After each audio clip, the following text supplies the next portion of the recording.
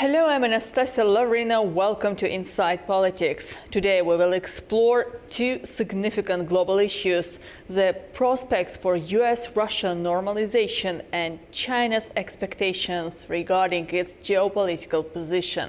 We'll also examine the broader implications of these developments on global security and economic dynamics. In recent months, speculation about a possible thaw in the frosty relations between the US and Russia has been on the rise. US President Donald Trump has recently stated that he is strongly considering large-scale banking sanctions, additional sanctions, and tariffs on Russia until a ceasefire and a final peace settlement with Ukraine are reached. He seems to believe this approach could encourage both Russia and Ukraine to come to the negotiation table sooner rather than later, as he stressed that is crucial, I quote here, before it's too late.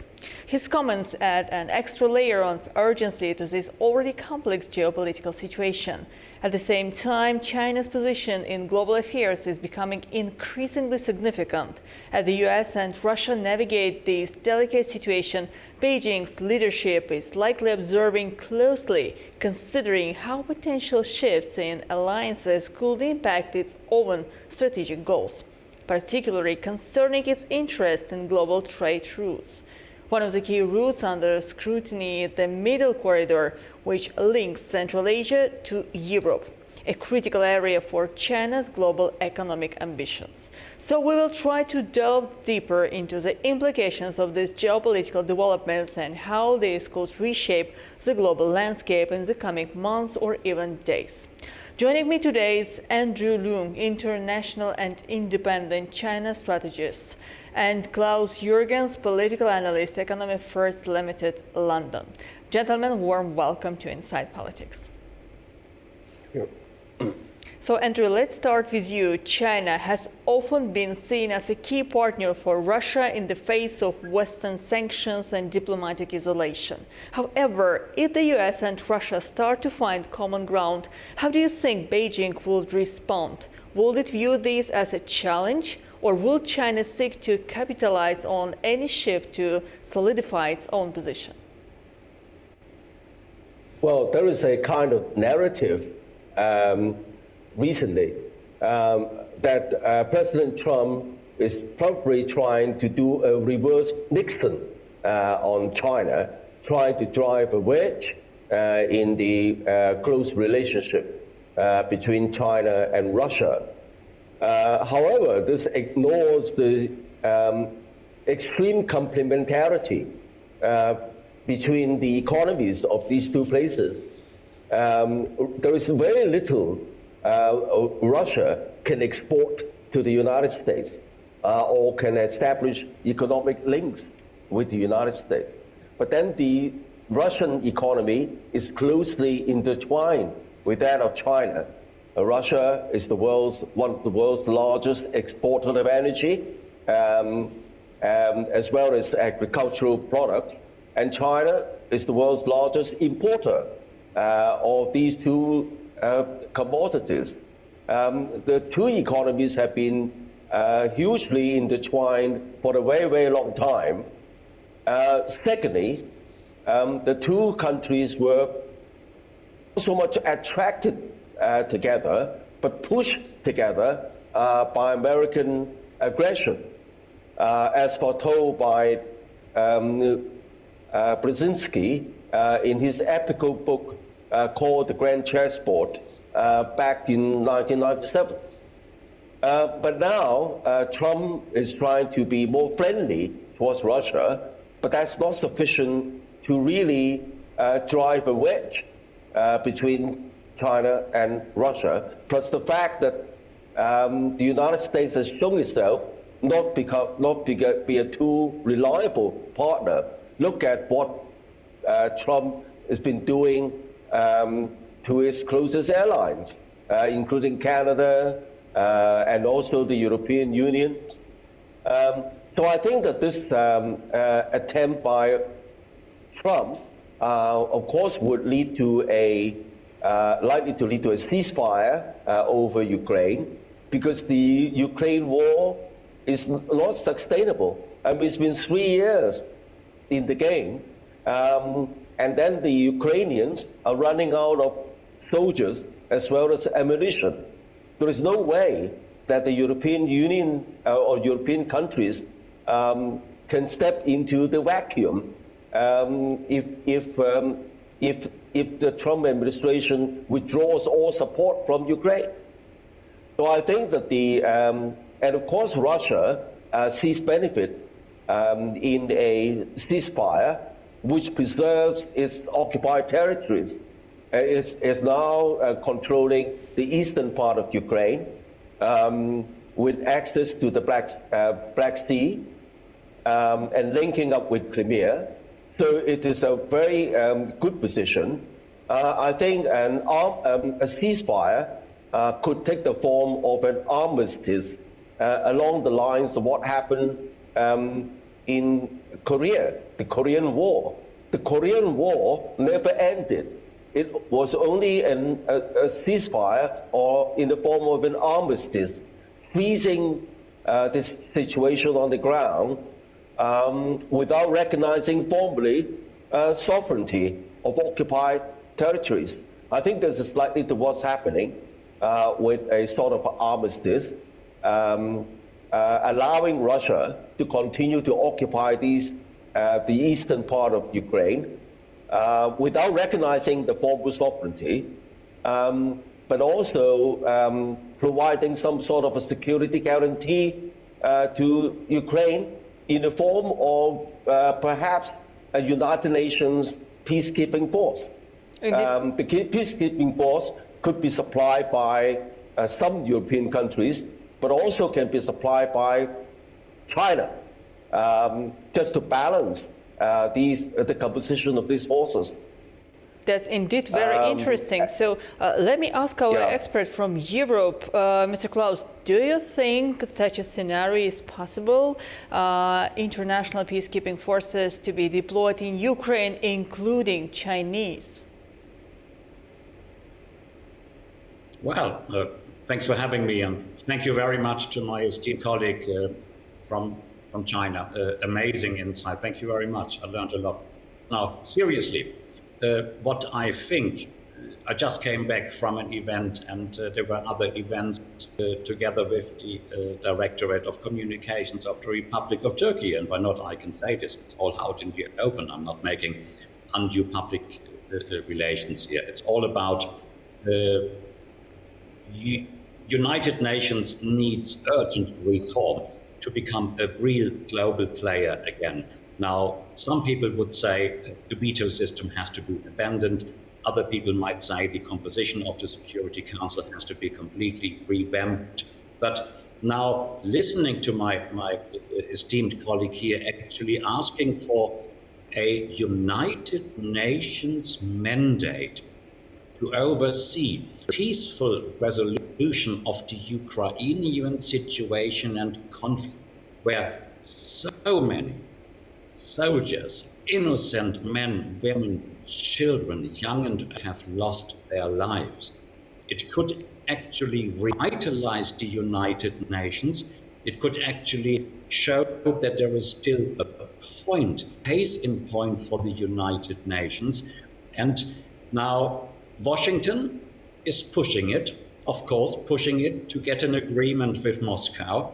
And why not? I'm sure, Anastasiya, we will come back to that in the program. The Europeans simply couldn't manage, and they can't manage to come up with even one unitary position. They're fighting amongst each other. I mean, and you mentioned that of course, I was born in Germany. I have this former guilt complex, but at the same time, in a new Germany, in a modern Germany, and we take democracy never for granted. We want to protect it. And I'm so unhappy with the European Union's stance to continue war, to send more weapons, to send more money, without a guarantee that this will lead to a peaceful solution. Why not give the new US President Donald Trump the benefit of the doubt? It can't get any worse. Klaus, I'm sorry, let me ask one additional question just to clarify one thing. With Trump's recent comments about considering large-scale banking sanctions and tariffs on Russia, we are seeing an intensification of economic pressure. Do you think these measures will be effective in bringing Russia and Ukraine to the negotiation table? No, I'm very outspoken about the effectiveness of sanctions. It doesn't matter which country. I could mention a country with I or others. Sanctions usually never benefit the actual aim. They only disbenefit the ordinary people on the ground. They suffer from sanctions. They can't afford their food anymore. They don't have any extra income. It is basically the people, the ordinary, in the most positive sense, who may try to make ends meet. No. I think, and I said this live on night on President Trump's election night, that winning an election is easy. Govern a country is rather complicated. And maybe Donald Trump needs not only 100, but 200 or 300 days until realpolitik kicks in. I don't think he will use sanctions to pressurize Moscow into agreeing a peace deal. Honestly not. Andrew, the Middle Corridor has emerged as a key trade route for China, linking Central Asia to Europe. If US-Russia relations begin to normalize, could this shift potentially disrupt China's ambitions along this corridor? And could Russia begin to pose a rival to China's dominance in this space? Well, I don't think so, because the Middle Corridor has been revived not by China's intention. It's forced, is created by the chaos caused by the Ukraine war. As supply chains have been disrupted, sanctions imposed on Russia, and then the goods, the conduit of goods from China through the Northern Corridor, which used to be the main conduit, has been totally disrupted, causing a lot of turmoil and other consequences, economic and otherwise, in the region around the world. Whereas the Middle Corridor used to be relatively quiet because of various problems, infrastructure and conflicts in certain areas, the lack of port facilities has now been revived as a substitute. Now, I think that the economic relationship between Russia and China is so robust, as I explained, because the Russian economy is almost totally dependent on the export of its energy and agricultural products, and China is being its largest customer.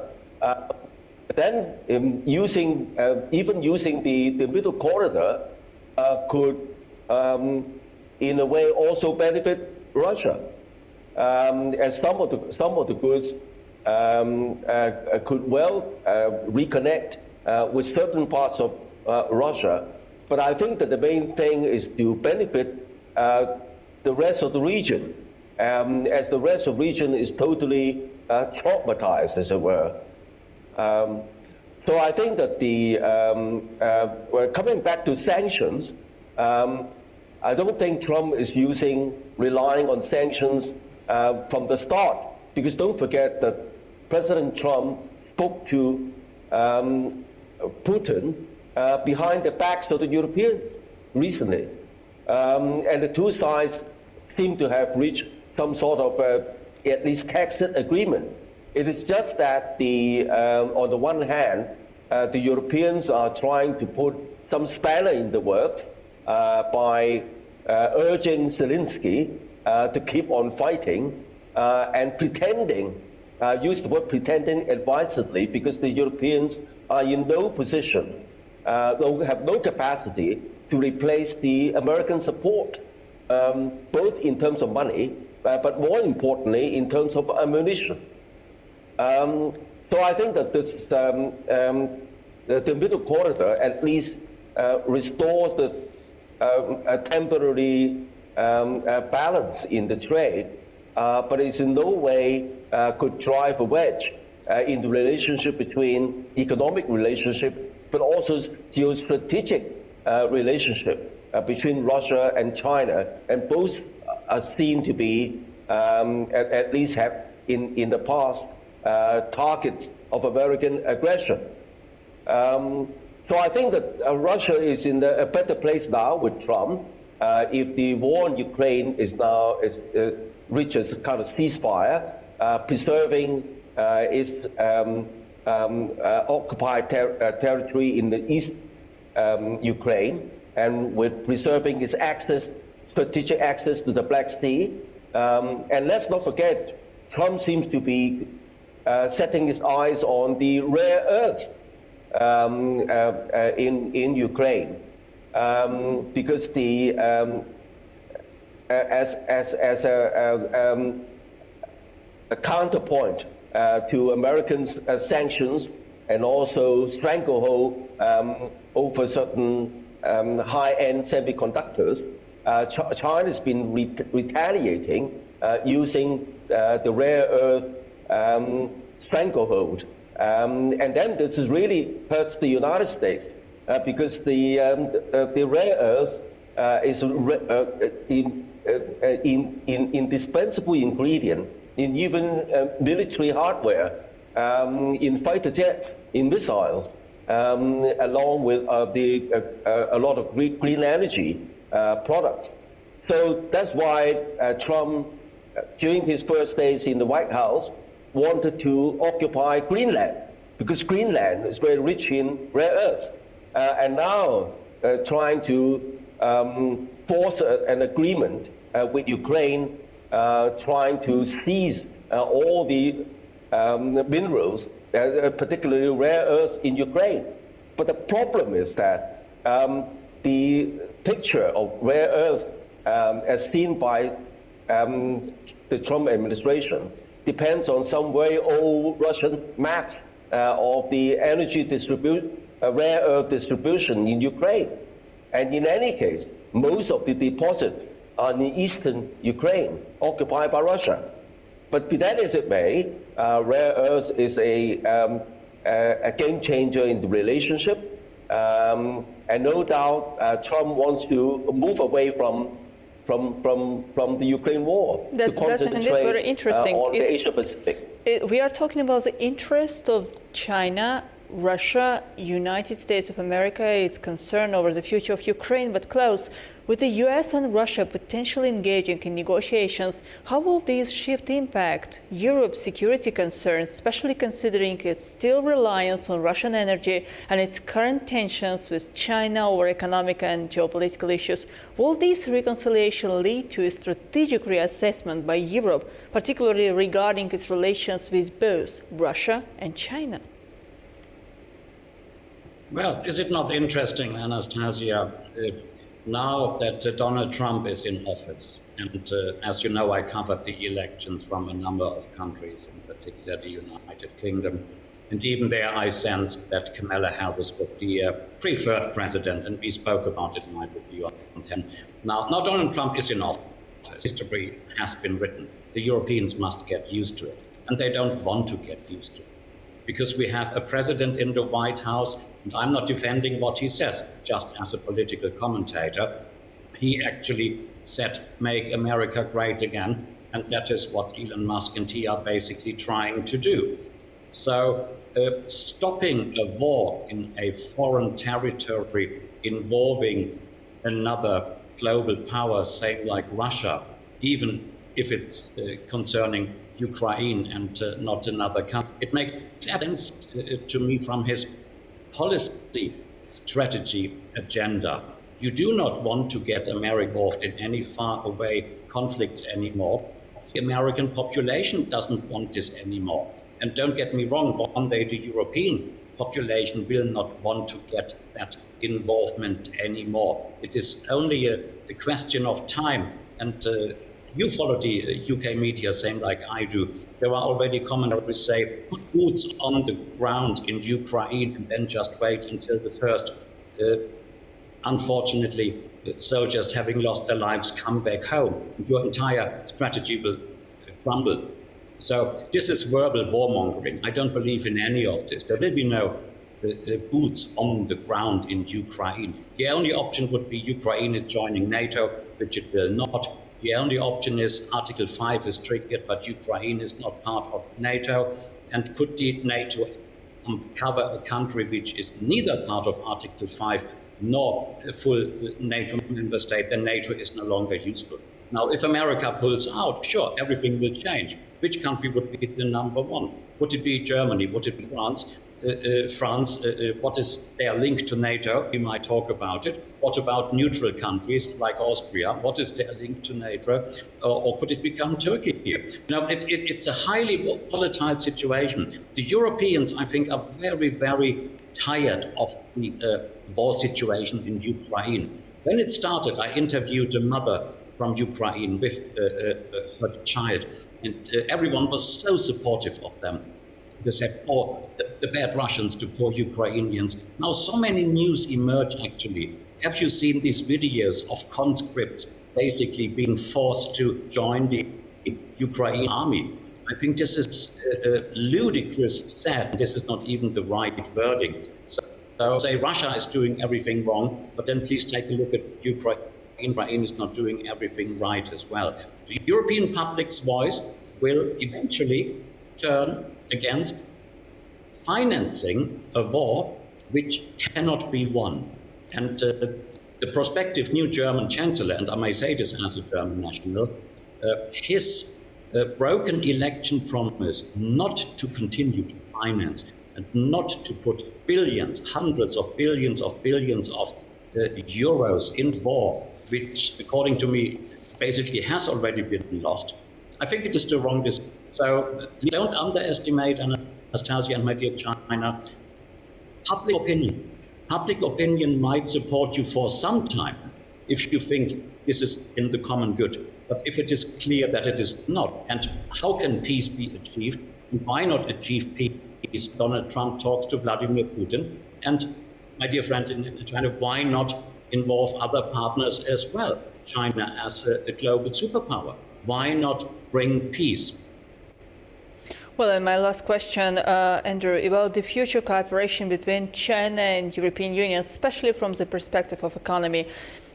If the consensus achieved, if Russia and Ukraine have a ceasefire agreement or not, will it affect the position, the stance of China in Europe and its future possible cooperation? Well, I think that the Europeans are discover to their horror that they cannot rely 100% at least on the United States with what's happening with the about turn of the Trump 2.0.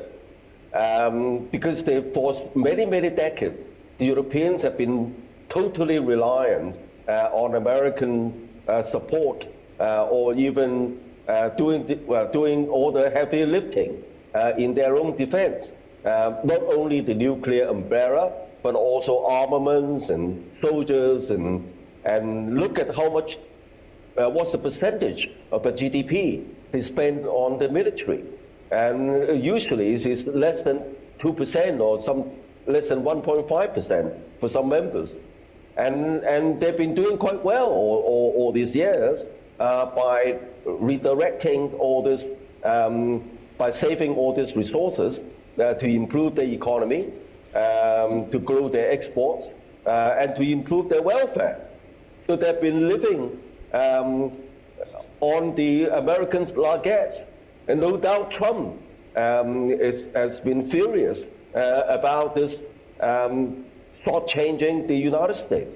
And now they're waking up to the reality that they've got really to rely on themselves. But it takes a long time for the Europeans to build up their own defenses, apart from the fact that there is so much division between the European member states. And hence, they are recalibrating their relationship with China.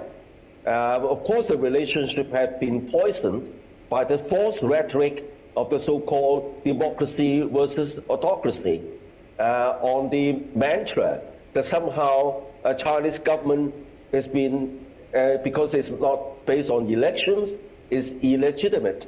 But on the other hand, this fallacy is being exposed by 3 recent research undertaken by leading Western institutions.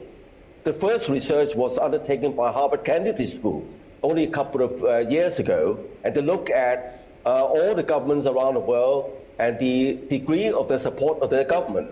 The support of the Chinese government of the people ranks very high, multiple ranks above those Western democracies. The second piece of research is done by New York-based Edelman Trust Barometer, EDELMAN, Edelman Trust Barometer. They conduct the research every year and look at how peoples around the world trust the government. Again, the trust of the Chinese government by their people ranks tops, with multiple ranks above a lot of democracies, including the United States. Third, the research undertaken by Ipsos, IPSOS, based in Paris. They look at, they have a happiness index to what extent the people in various countries are happy under their very respective governments.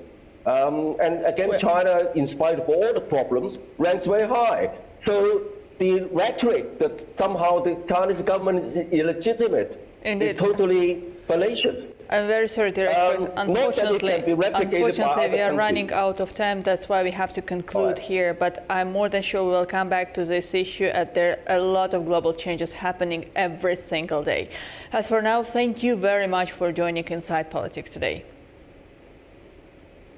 Thank you. Thank you. And I would like to remind that today with us we had Andrew Leung, international and independent China strategist, and Klaus Jürgens, political analyst, Economy First Limited, London. Dear viewers, do stay with A News and see you soon.